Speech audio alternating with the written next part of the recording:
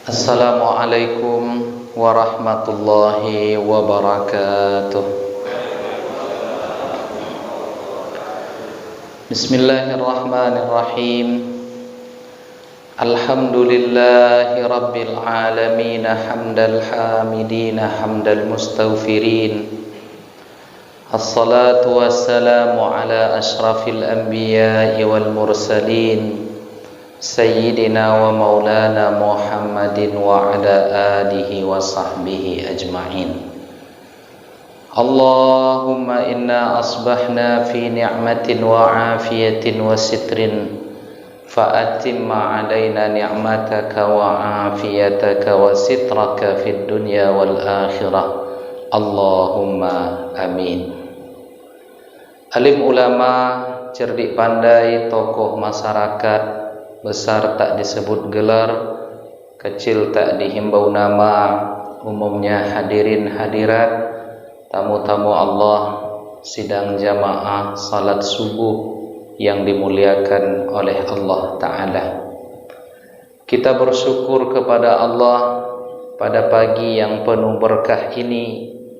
Allah meletakkan kita di barisan hamba-hambanya yang rukuk dan sujud kepadanya. Mudah-mudahan rukuk dan sujud inilah nanti yang melayakkan kita mendapatkan keridhaan Allah Subhanahu wa ta'ala. Amin ya rabbal alamin. Salawat dan salam tak lupa pula kita hadiahkan kepada Nabi kita Muhammad sallallahu alaihi wasallam. Allahumma salli ala sayyidina Muhammad wa ala alihi wa sahbihi ajma'in. Bapak Ibu yang dimuliakan oleh Allah, tadi saya salah masuk. Pas selesai berwudu langsung ke bawah, kok kosong orang ini. Rupanya pindah ke atas rupanya. Ya, mendakilah ke atas sampai ke Sidratil Muntaha. Kenapa pindah ke atas, Pak? Ada perbaikan ya?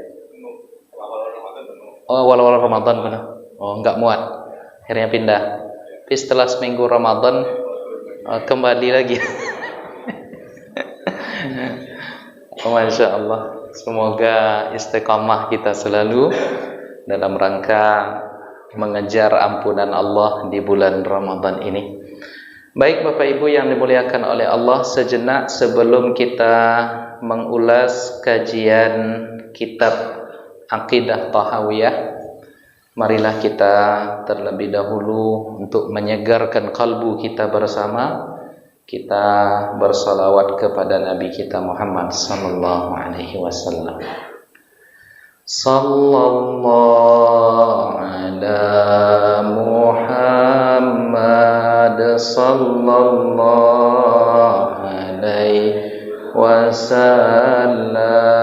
Sallallahu ala Muhammad sallallahu alaihi wasallam.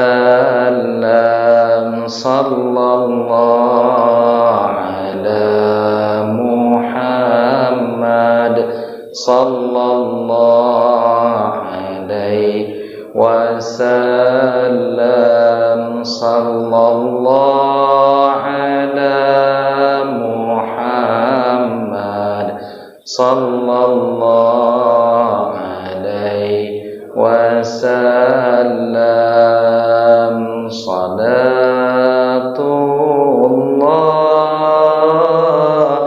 salamullah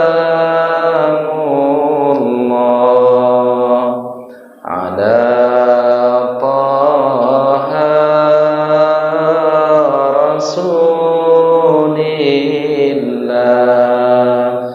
salatullah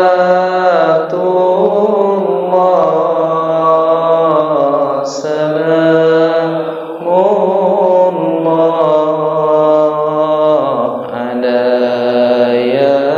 yasin habibillah.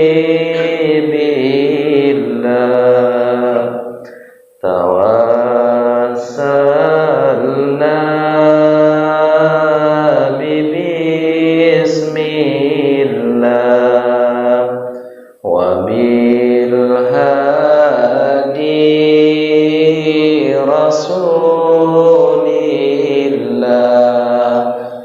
وكل مجاهد لله بأهل البدر يا الله صلاة الله سلام الله على طه رسول الله صلاة الله سلام الله على ياسين حبيب الله صلوات نارية اللهم صل صلاة كاملة وسلم سلاما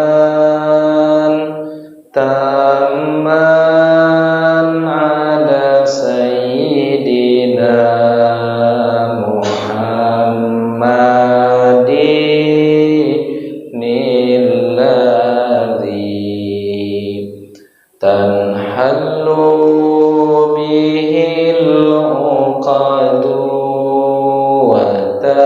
وتنفرج به الكرب وتقضى به الحوائج وتنال به الرغائب وحسن الخواتيم ويستسقى الغمام بوجهه الكريم وعلى آله وصحبه في كل لمحة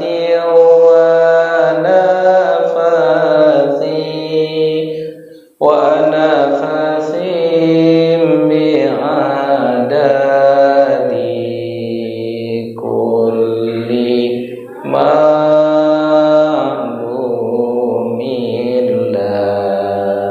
لك اللهم صل وسلم على سيدنا Muhammad Allahumma amin. Bapak Ibu hadirin hadirat yang dimuliakan oleh Allah Subhanahu wa taala, kita lanjutkan kembali kajian kita tentang akidah Ahlus Sunnah wal Jamaah, di mana Al-Imam Abu Ja'far At-Tahawi menjelaskan innallaha wahidun la syarikalah. Allah itu Maha Esa, tidak ada serikat keikutsertaan yang lain dalam keesaan Allah. Wala syai'a yu'jizuh, tidak ada yang bisa mampu mengalahkan Allah.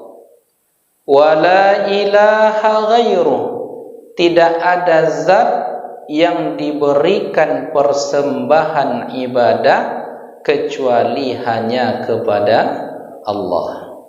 Sehingga selalu kita mengucapkan inna salati wa nusuki wa mahyaya wa mamati lillahi rabbil alamin. Itulah makna tidak ada zat yang kita berikan kepadanya persembahan ibadah kecuali hanya kepada Allah. Jadi kalau ada persembahan ibadah, ada niat yang salah, ada sesuatu yang kita berikan kepada selain Allah, khawatir alih-alih menjadi ibadah, tapi kita khawatir nanti menjadi sebuah kesyirikan. Maka pengibadahan hanya milik Allah semata. Inilah yang selalu kita sumpahkan di dalam salat. Inna salati,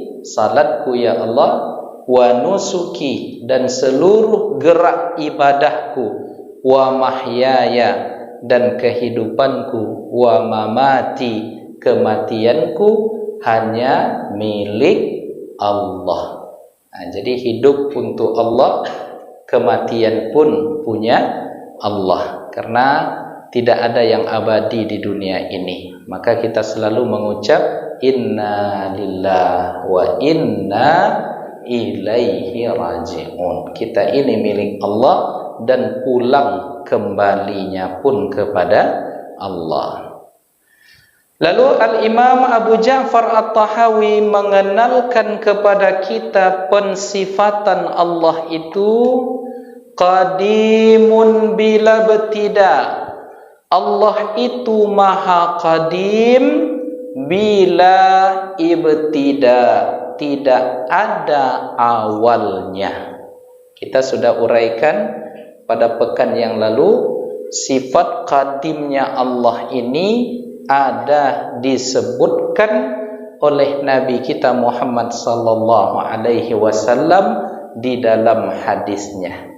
Di antaranya adalah pada doa yang diajarkan kepada kita oleh Nabi saat memasuki masjid. Jadi ada doa lain selain Allahumma ftahli abwaaba rahmatik. Apa doa lain yang minggu lalu kita sudah bahas?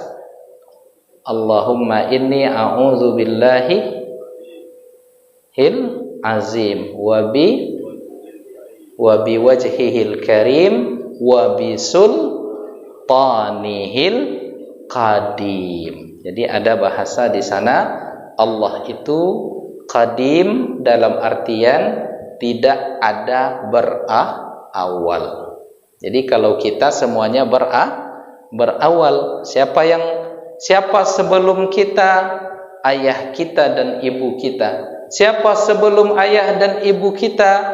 Ada kakek dan nenek kita. Semuanya berujung kepada ada awalnya, sedangkan Allah itu tidak memiliki awal. Sebab kalau ada awalan, ada penciptanya, ada yang menjadikannya, berarti batal syarat menjadi Tuhan.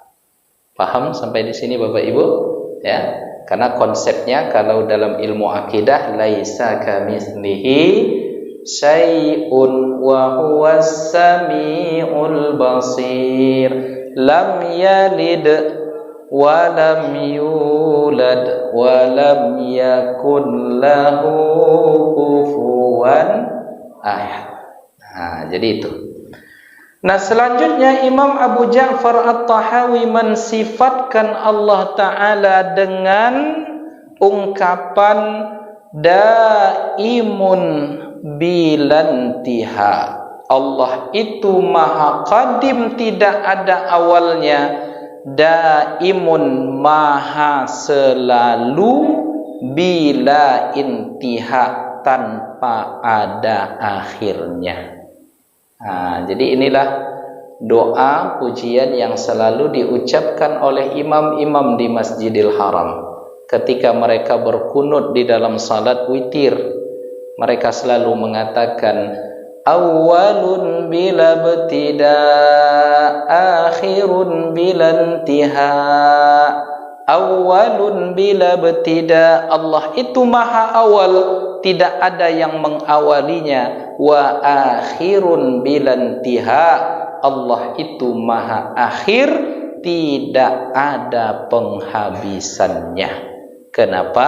Karena yang habis, yang binasa hanyalah makhluk, sedangkan Allah maha pencipta, tidak ada batasnya, tidak ada binasanya. Itulah yang disebut dengan kekal. Ya, yang maha kekal hanyalah Allah Subhanahu wa taala. Kekekalan Allah itu tanpa ada batas akhirnya. Nah, lalu Syekh Dr. Abdullah Al-Kamil ketika menjelaskan makna daimun bilantiha. Jadi sifat Allah itu di dalam kitab ini dijelaskan, ya kita tulis qadim, qadimun. Qadimun, Allah itu maha qadim, kemudian Allah itu maha daimun, maha dawam. Ya, dawam itu sama dengan maknanya adalah yang maha tidak ada akhirnya. Kalau kita ada akhirnya, Pak? Kapan akhirnya? Kematian. Ya, fa idza jaa ajaluhum la yastakhiruna sa'atan wa la yastaqdimun. Apabila datang masa, datang batas. Jadi ajal itu artinya batas akhir. La yastakhiruna sa'atan, apabila masa batas akhir itu datang, mereka tidak bisa minta untuk dilambatkan, tak bisa pula mereka meminta untuk dimajukan. Jadi sesungguhnya dalam hal ini berlaku bahwa yang kuasa itu Allah. Maka keliru kalau ada pengajian tasawuf atau akidah yang mengatakan wali-wali Allah itu bisa menunda kematian.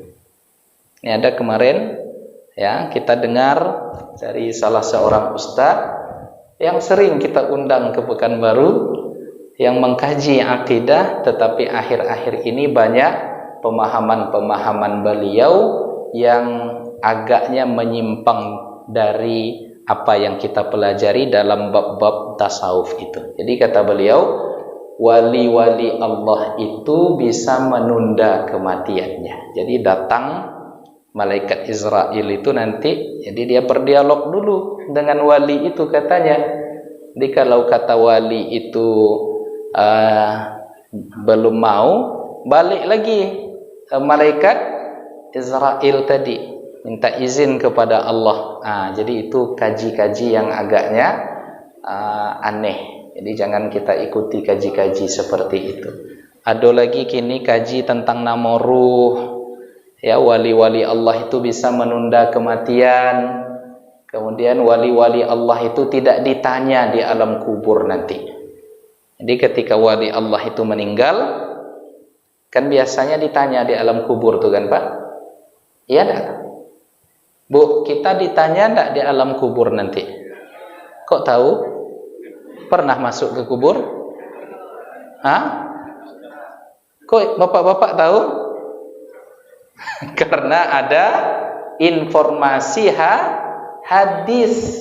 Ini namanya bab masuk persoalan ini dalam kajian akidah, masuk pada pembahasan sam'iyah. Apa yang diuraikan, dijelaskan oleh Allah dan nabinya tentang hal-hal yang berkaitan dengan kegaiban. Jadi hal-hal gaib diinformasikan oleh Nabi kita bahwa setelah kita dikuburkan itu ada pertanyaan dari mungkar dan nakir. Jadi ada kaji yang mengatakan kalau wali-wali Allah itu tidak perlu ditanya lagi. Yang paling anehnya lagi, beliau mengatakan bisa mengklaim seseorang itu wali. Jadi padahal kaedahnya di dalam kajian tasawuf, la ya'riful wali illal wali. Tidak ada yang bisa mengetahui dan mendeteksi seseorang ini wali kecuali dia juga sudah wali Allah. Jadi kalau dia katakan si fulan wali, berarti dia juga sudah mengakui diri dia adalah wali. Saat itu harusnya dia malu kepada Allah. Malu kepada Allah. Jangan-jangan kita ini tak berharga di sisi Allah. Maka ngaji akidah, ngaji fikih, ngaji tasawuf itu membuat kita beradab di hadapan Allah.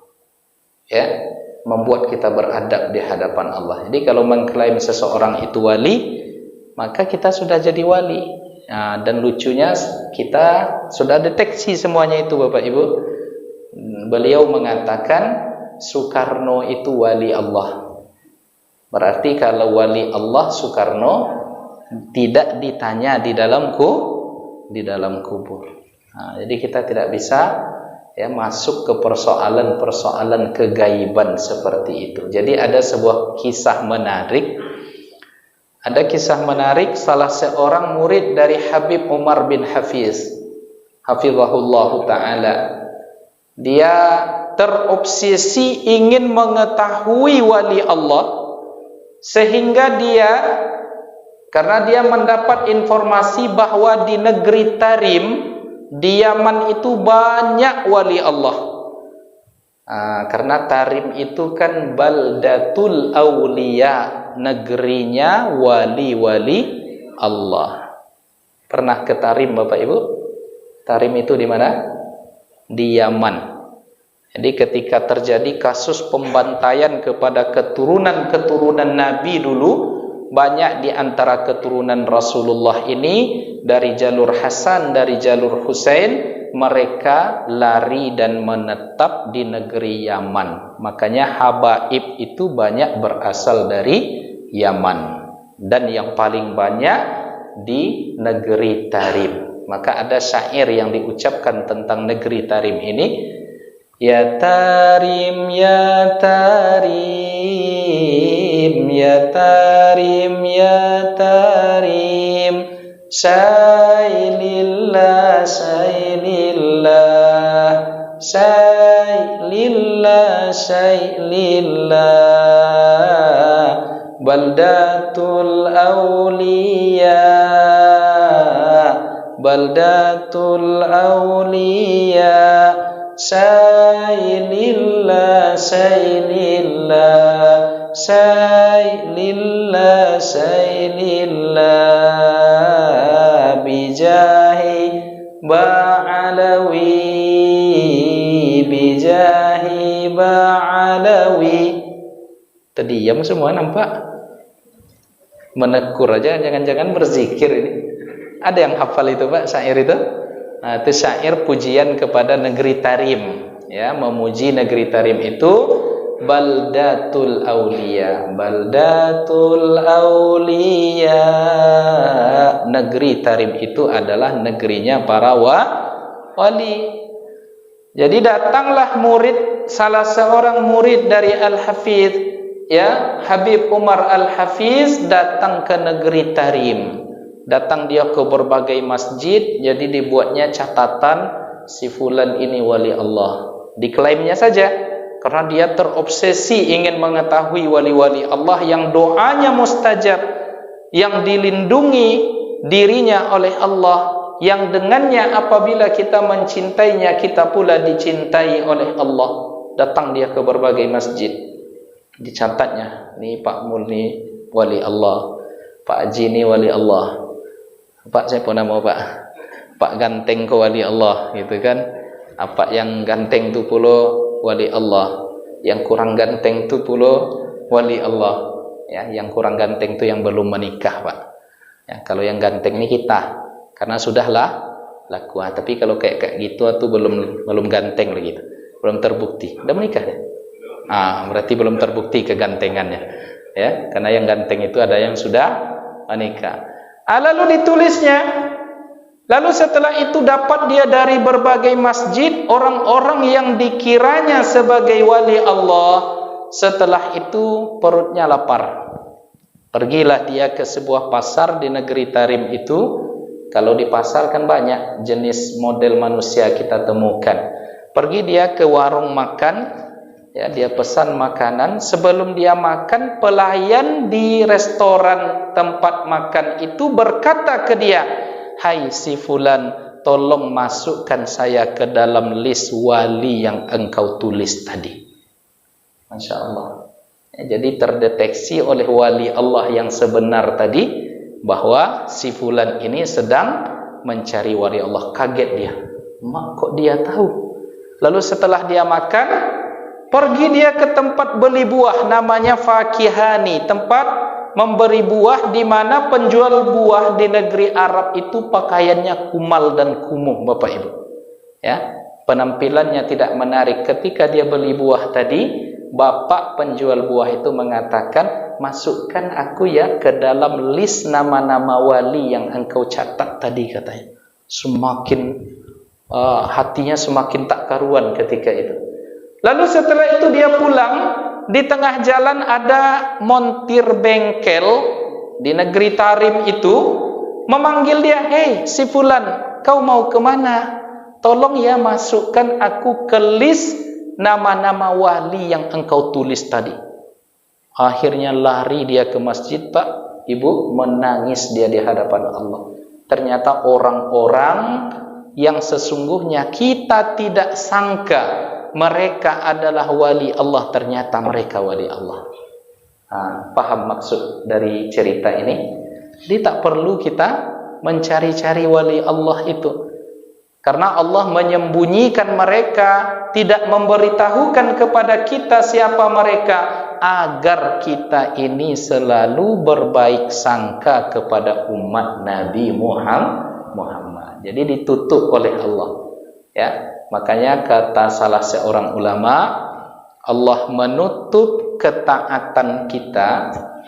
Kita tidak tahu dari ketaatan mana itu yang kita dapatkan surga nanti. Makanya Allah menutup dari ketaatan mana nanti yang kita masuk surga itu. Allah tak kasih tahu kita. Supaya apa? Supaya kita taat terus menerus kepada Allah. Allah juga menutup dari maksiat kita.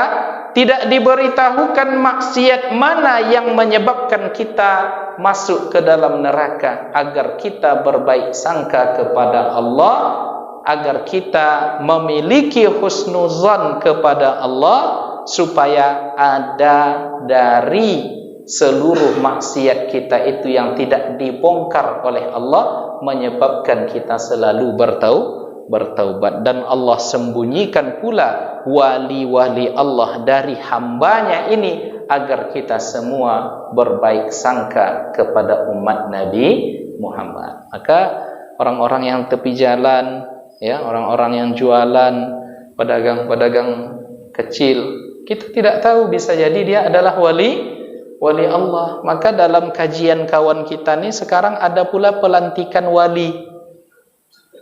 Ada pelantikan wali, Pak. Beredar di internet sekarang, di Facebook. Pak Mul mungkin tahu ya.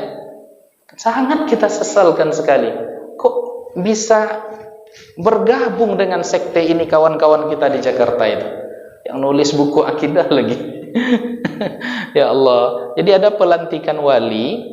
Nanti di alam Jabarut itu disetorkan nama-nama Bapak Ibu ke mentornya. Di setiap satu orang ini punya mentornya. Saya mentor misalnya, lalu saya punya bawahan, ya, yang saya ajar dalam ilmu ini.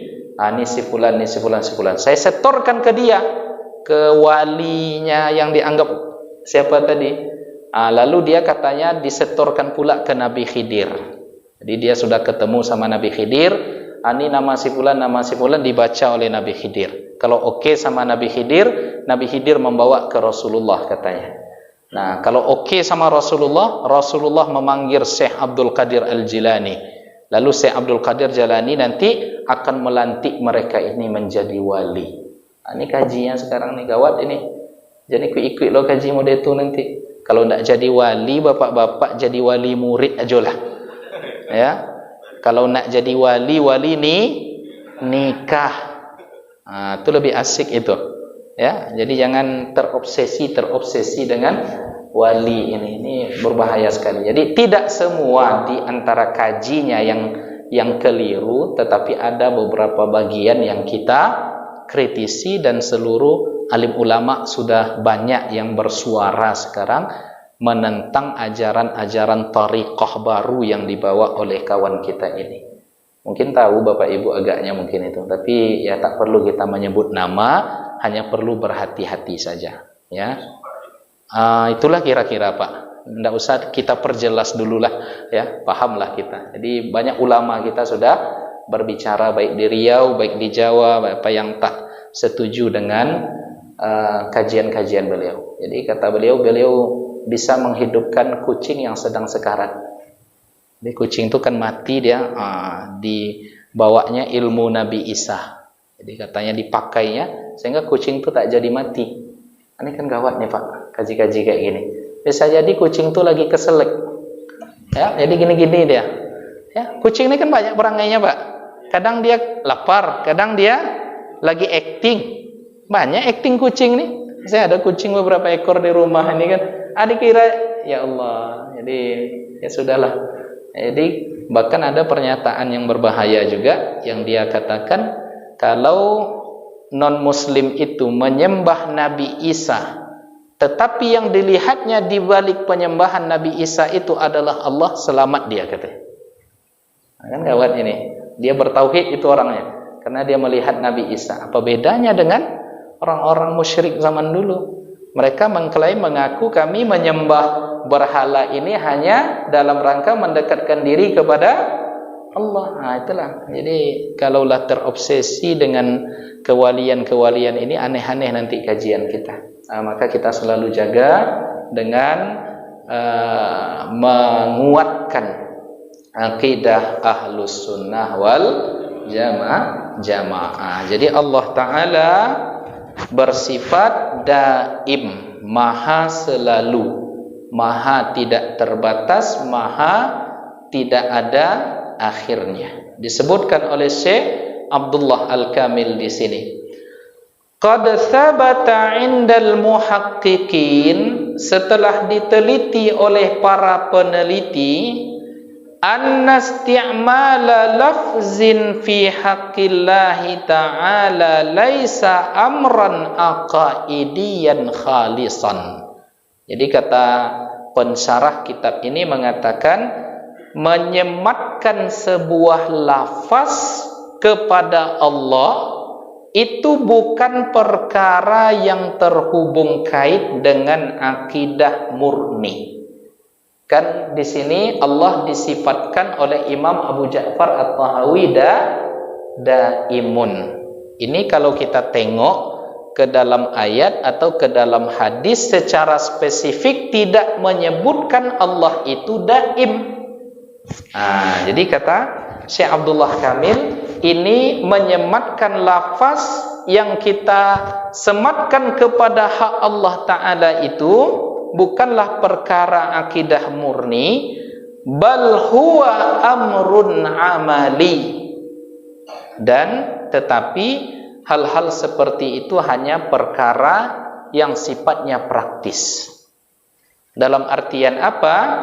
Yakfi fihi dalilun yu'tamadu fi majaliz zanni, sekalipun tidak ada dalil pasti tentang penamaan pensifatan Allah dengan yang maha selalu, yang maha tidak ada akhirnya, itu boleh dipakai dalilnya adalah dalil zan, dalil yang bersumber dari akal kita, ya, karena akal yang benar tidak akan bercanggah dengan nas yang sahih. Sekali lagi saya katakan, akal yang lurus tidak akan bertentangan dengan nas, dan informasi yang ada di dalam nas tidak akan pernah bercanggah berbenturan dengan akal yang sehat. Nah, jadi kata-kata daim ini cukup yang menjadi dalilnya adalah zan, perkiraan praduga yang kuat. Nah, kenapa demikian? Khususan idza adadahu makna, apabila terlebih lagi kata-kata daim ini secara maknanya benar, ya, secara maknanya benar, sekalipun di dalam Al-Quran dan hadis tidak disebutkan secara spesifik. Ya, bisa dipahami sampai di sini Bapak Ibu? Kok agak borek kajiwa seketek ya?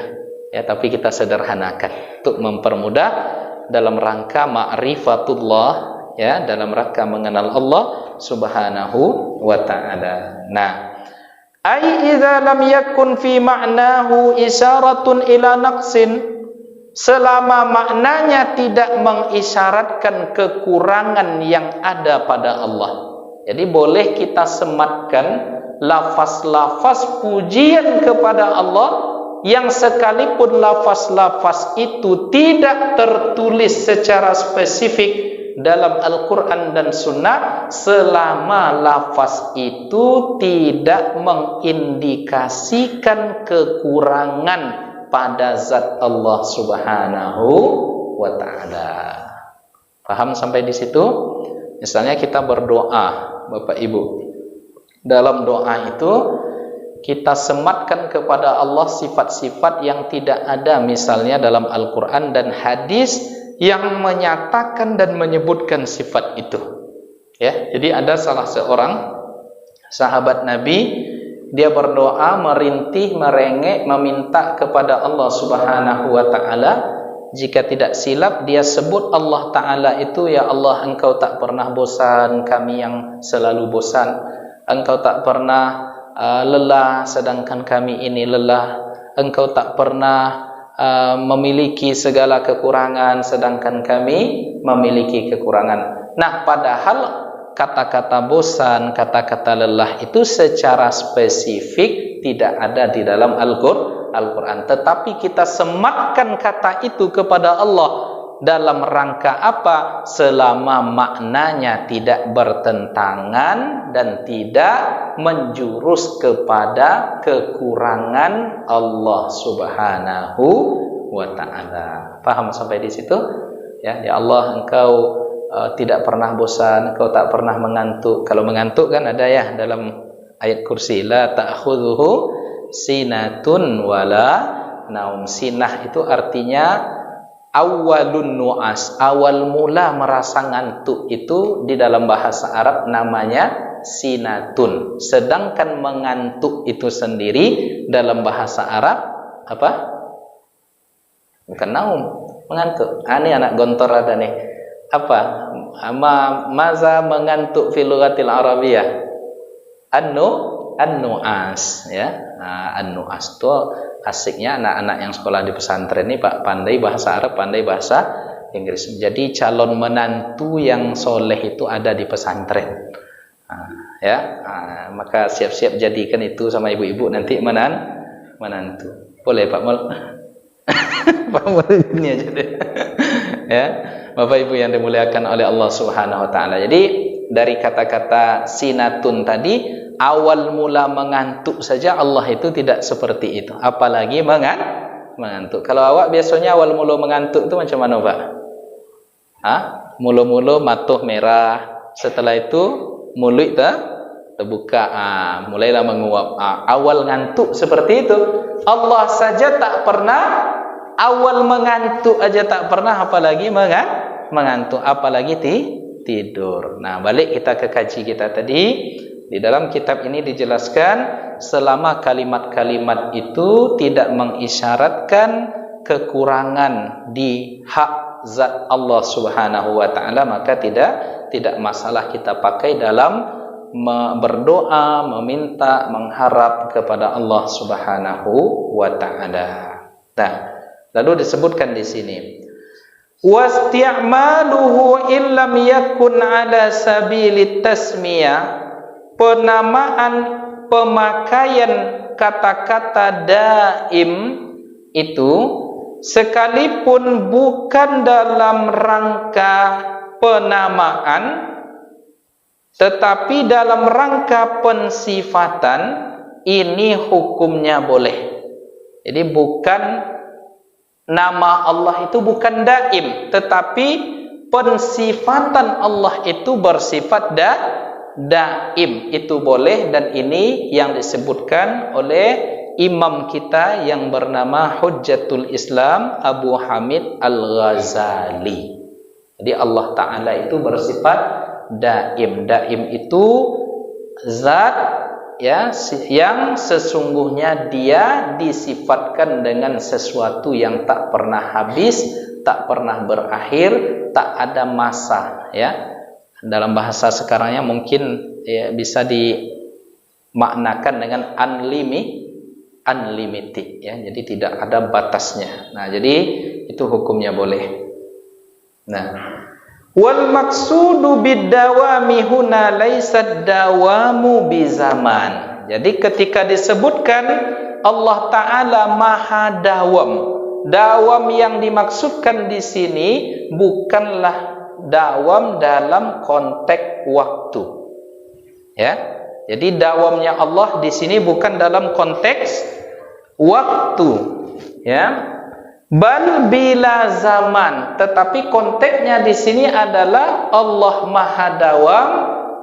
Ini tidak boleh kita maknakan dalam pemaknaan seperti ini. Makna yang benar adalah bila zaman, ya, tidak terikat dengan waktu, tidak terikat dengan tempat, karena yang terikat dengan waktu, terikat dengan tempat itu adalah makhluk.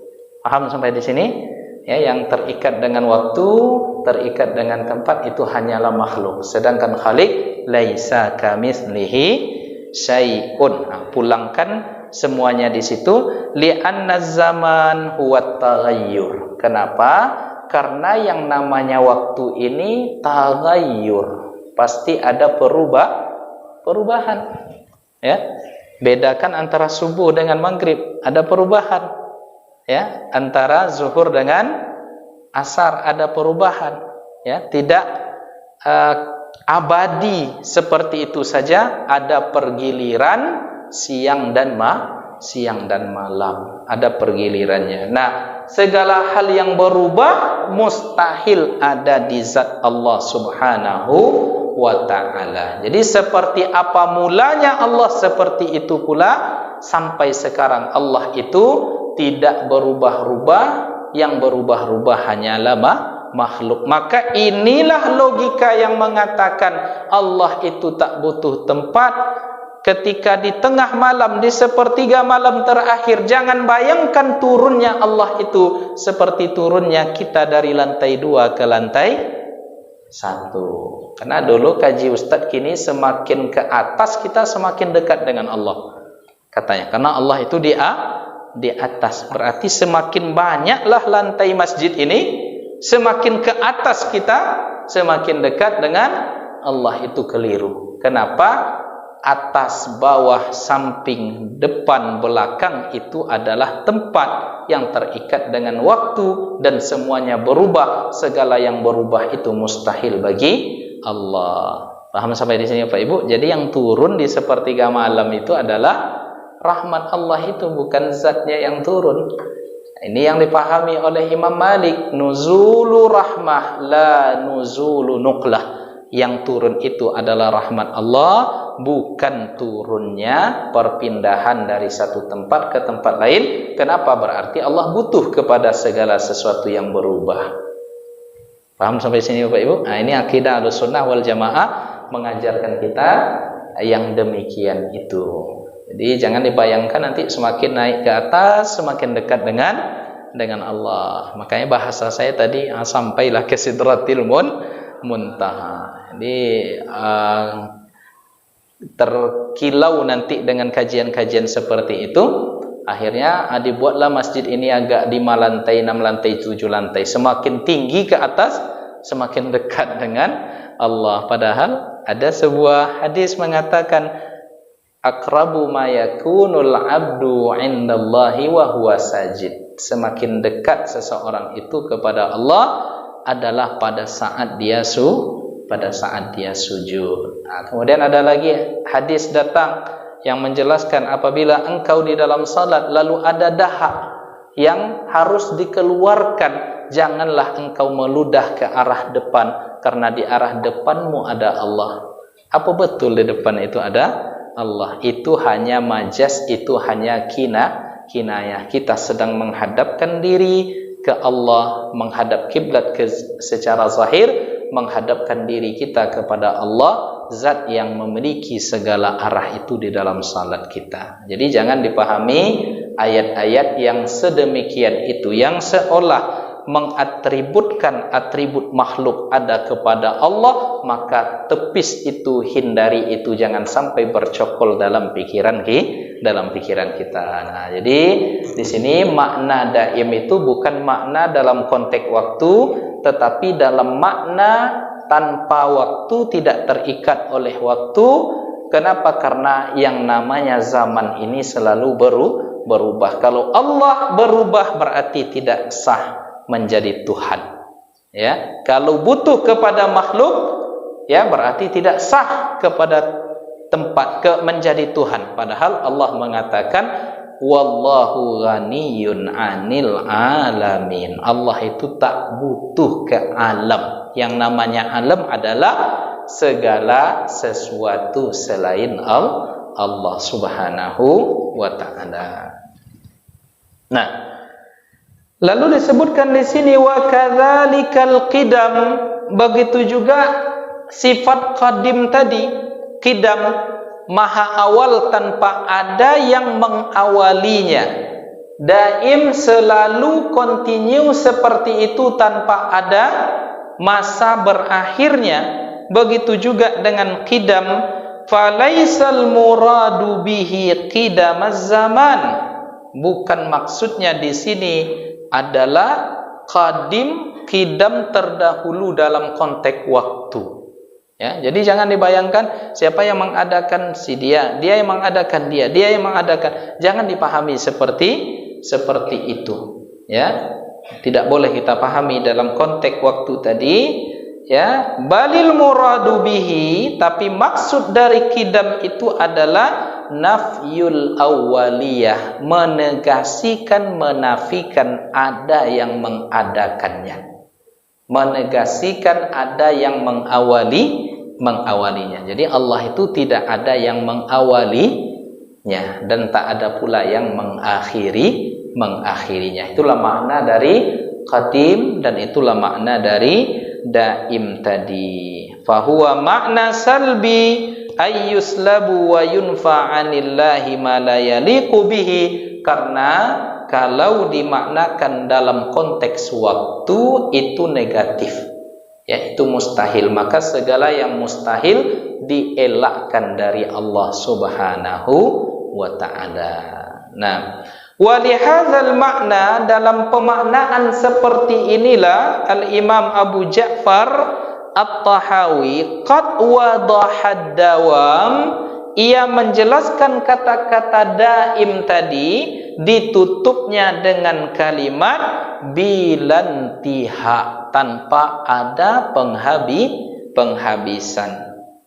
Li'anna ad-dawam alladhi yakunu bizaman, karena ya, maha sesuatu yang dawam tadi yang dalam artian konteks waktu, la budda an tantahi fihi anatun zamaniyatun mutawaliyah, pasti ada akhirnya.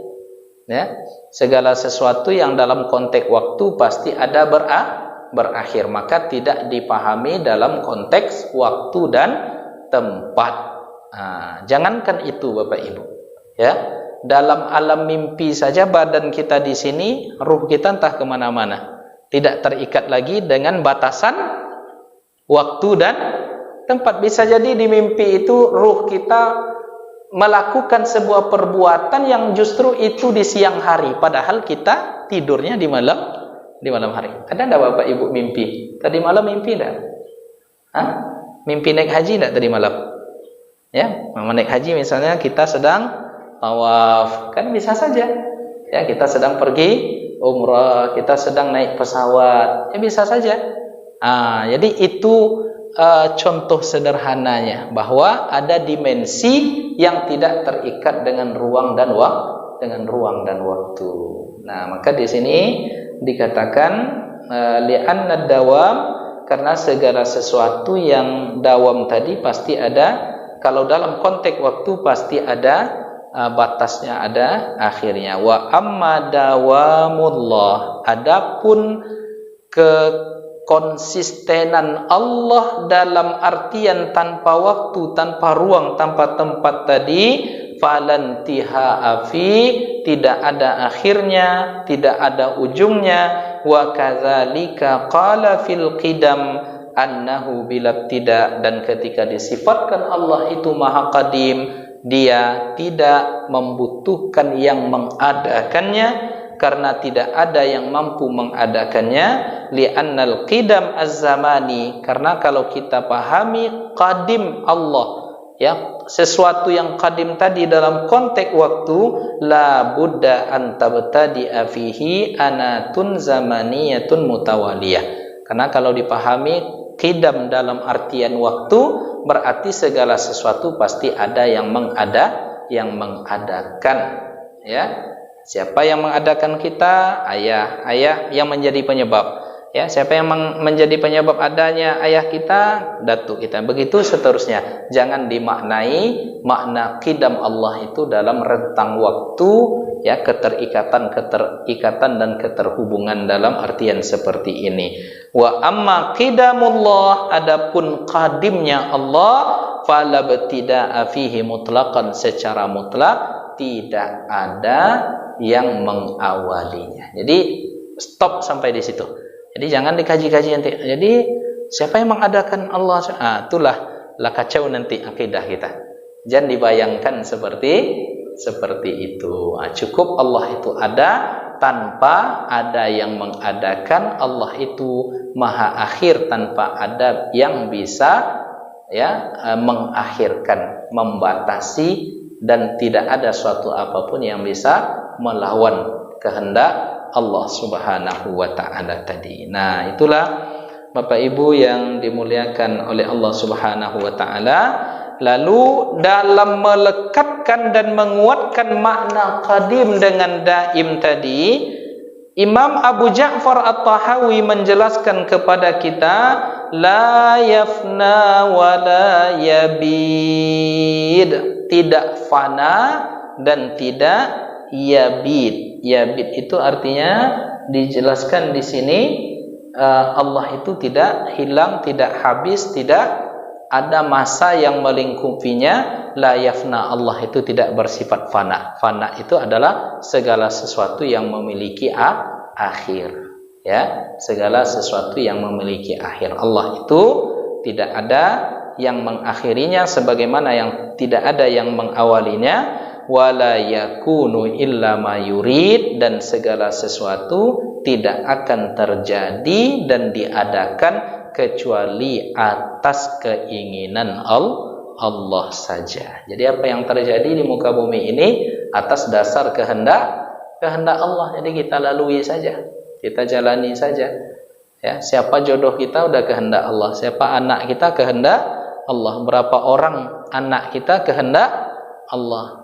Kami dikagetkan, ya, beberapa minggu terakhir ini Bapak Ibu, dikagetkan dalam artian dalam usaha rencana kita sebagai manusia itu rasa-rasanya belum memiliki anak. Tiba-tiba seminggu ini istri saya hamil.